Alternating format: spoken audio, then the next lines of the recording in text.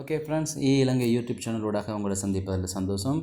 இன்றைய வீடியோவில் Google class ரூமில் நான் ஒரு மாணவனாக எப்படி எனது கேள்விகளுக்கு பதிலளிப்பது, அதே மாதிரி எனக்கு தரப்பட்ட அசைன்மெண்ட் ப்ராஜெக்டுகளை எப்படி நான் ஹேண்ட் இன் பண்ணுறது அப்படின்றத உங்களுக்கு காட்ட போகிறேன்.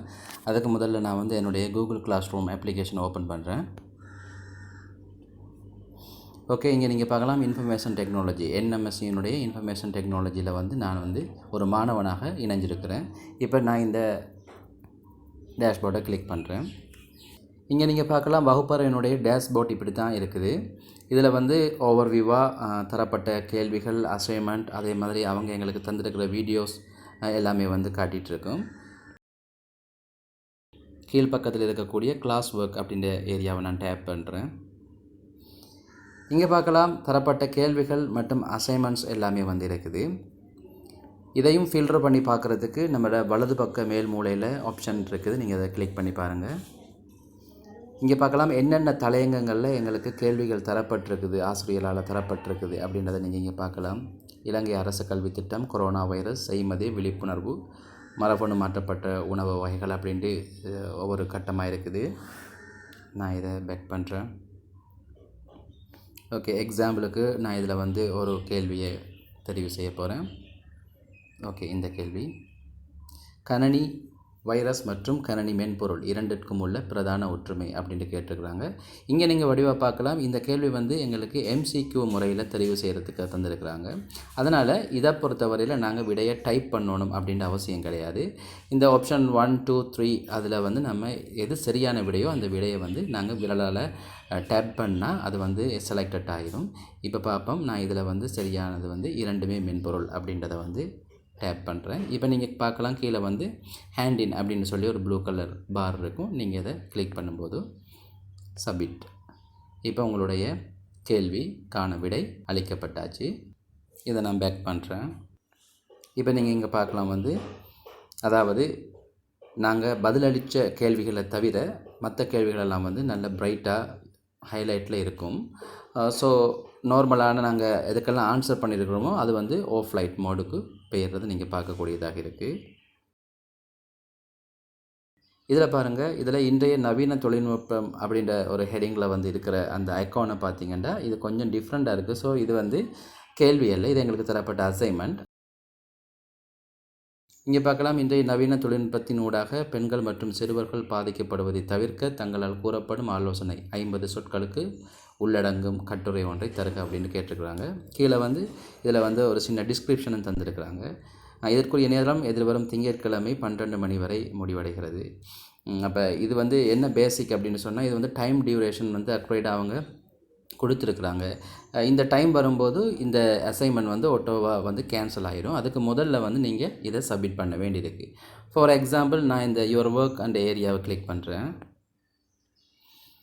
இதில் பாருங்கள், நீங்கள் டைப் பண்ணி இதை சென்ட் பண்ணவும் முடியும். அப்படி இல்லாட்டி நீங்கள் ஆல்ரெடி வழமையாக செய்யக்கூடிய மாதிரி ஒரு காப்பியில் நீங்கள் இதுக்குரிய விடையை நீங்கள் தெளிவாக எழுதிட்டு அந்த பேப்பரை நீங்கள் என்ன செய்யலாம்னு சொன்னால் இங்கே அட்டாச் பண்ணவும் வாய்ப்புகள் இருக்குது. இதில் அப்படி செய்கிறதுக்கு நீங்கள் ஆல்ரெடி எழுதி முடித்ததுக்கு பிறகு நீங்கள் இந்த அட்டாச்மெண்ட் அப்படின்ற ஏரியாவை கிளிக் பண்ணுங்கள். இதில் பாருங்கள் ஃபைல் இருக்கும், அப்லோட் பண்ணக்கூடிய மாதிரி. நீங்கள் இந்த ஃபைலை கிளிக் பண்ணுங்கள். இதில் எக்ஸாம்பிள் நான் ஒரு டெக்ஸ்ட்டை இன்புட் பண்ணுறேன். ஒவ்வொரு இன்டர்நெட் ஸ்பீடை பொறுத்த வரையில் இது அப்லோட் ஆகிறது கொஞ்சம் முன்ன பின் இருக்கும். ஓகே, நீங்கள் இப்போ பார்க்கலாம் நாங்கள் அப்லோட் பண்ணப்பட்ட அந்த ஃபைல் வந்துட்டுது. இதுக்கு பிறகு நீங்கள் ஏதாவது எக்ஸ்ட்ரா நீங்கள் ஆசிரியருக்கு சொல்ல விரும்பினா இந்த ப்ரைவேட் கமெண்ட் ஏரியாவில் நீங்கள் ஏதாவது டைப் பண்ணலாம். இஃப் நோட் நீங்கள் இப்படியே வச்சுட்டு செய்ய வேண்டிய வேலை ஹேண்ட் இன் அந்த பட்டனை கிளிக் பண்ணிடுங்க. ஓகே, ரீசப்மிட் அப்படி கேட்குது. நான் அதை ஆல்ரெடி இதை செஞ்சு பார்த்ததால் எனக்கு அப்படி வருது. உங்களுக்கு சப்மிட்ன்னு வரும், நீங்கள் அதை கொடுங்க. ஓகே, இப்போ உங்களுடைய ப்ரொஜெக்ட், அதாவது நீங்கள் செஞ்ச அசைன்மெண்ட் உங்களுடைய ஆசானை சென்று அடைஞ்சிட்டுது. சம்டைம் நீங்கள் இதில் ஏதாவது தவறுகள் விட்டுருப்பீங்க, இதை நாங்கள் திருப்பி ரீசெண்ட் பண்ண வேண்டியிருக்கு, இதுலேருந்து நீங்கள் பேக்கப் ஆகணும் அப்படின்னு சொன்னீங்கன்னா இந்த அன்சப்மிட் அந்த ஏரியாவை நீங்கள் கிளிக் பண்ணும்போது நீங்கள் கொடுத்த வேலை ஒட்டோவாகவே அது பேக்கப் ஆகிரும். MCQ அல்லாத ஷார்ட் ஆன்சர் பண்ணுற ஒரு கொஷனை கிளிக் பண்ணுறேன்.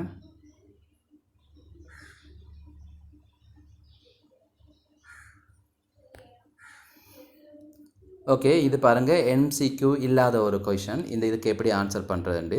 ஃபோன் பாவனையாளர்கள் இருக்கும் இடத்தை கண்டறிவதற்கு உதவி செய்யும் செய்மதி சேவையை சுருக்கமாக எவ்வாறு குறிப்பிடுவார் அப்படின்னு கேட்டிருக்காங்க. ஸோ இதுக்கு வந்து நான் இதில் எப்படி ஆன்சர் பண்ண போகிறேன்னா, டைப் யூ ஆன்சர் அப்படின்ற ஏரியாவை கிளிக் பண்ணுறேன். இதில் வந்து நான் GPS அப்படின்னு டைப் பண்ண போகிறேன். GPS. ஓகே, இதுதான் என்னுடைய ஆன்சர். இப்போ நான் ஹேண்டின் அப்படின்றத கொடுக்க போகிறேன். சப்மிட். ஓகே, நீங்கள் வந்து ஆன்சர் பண்ணதுக்கு பிறகு மற்ற மாணவர்கள் இது சம்மந்தப்பட்ட என்ன ஆன்சர் பண்ணியிருக்கிறாங்க அப்படின்றத நீங்கள் பார்க்கலாம். ஆனால் உங்களுடைய ஆன்சரை நீங்கள் பண்ணதுக்கு பிறகு தான் வந்து இந்த ஆப்ஷன் வந்து எனேபிள் ஆகும். இதில் பாருங்கள் வந்து சி கிளாஸ்மேட் ஆன்சர் அப்படின்ட்டு இதை கிளிக் பண்ணுங்கள். கீழே யாரெல்லாம் இந்த கேள்விக்கு ஆன்சர் பண்ணியிருக்கிறாங்களோ அந்த ஆன்சர்ஸ் வந்து எங்களுக்கு பார்க்கக்கூடியதாக இருக்கும். இந்த மாணவர்களோட கூட நீங்கள் ரிப்ளை பண்ணிக்கலாம். இந்த ஆன்சர் சரிதானா, ஓகே நான் இதுதான் கொடுத்தேன் அப்படின்ற ஏதாவது விஷயத்தை வந்து இந்த மாணவர்களோட பகிர்ந்து கொள்ளக்கூடிய அந்த ஆப்ஷன் வந்து உங்களுக்கு விசிபிள் ஆகும்.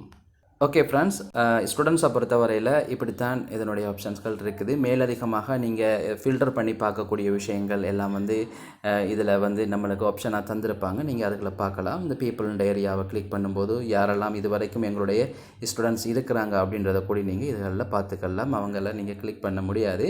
காரணம் என்னென்னு சொன்னால் இது வந்து ஒரு ரியல் எக்ஸாம் சென்டர்ஸ் மாதிரியே தான் வந்து அவங்க டிசைன் பண்ணியிருக்கிறாங்க.